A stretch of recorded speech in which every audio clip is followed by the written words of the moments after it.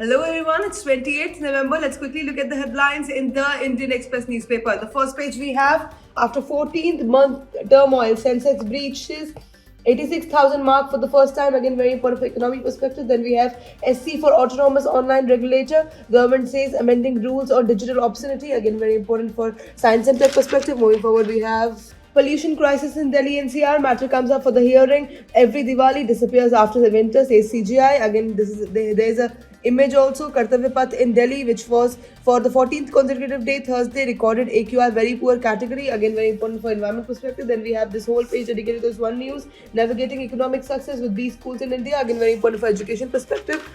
Moving forward, we have Operation Sindoor success defining movement in counter-terror strategy, says President. Again, very important.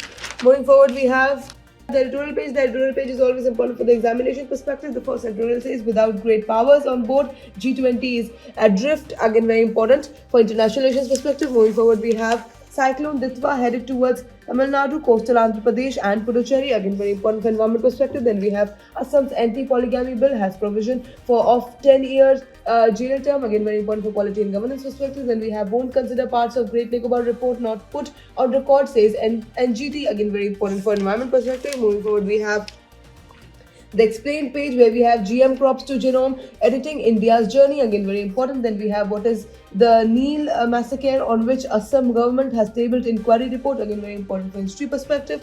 Then we have NASA rovers shocking Mars discovery. Again, very important for science and tech perspective. Then we have the economy page where we have Finmin says rupee weakens.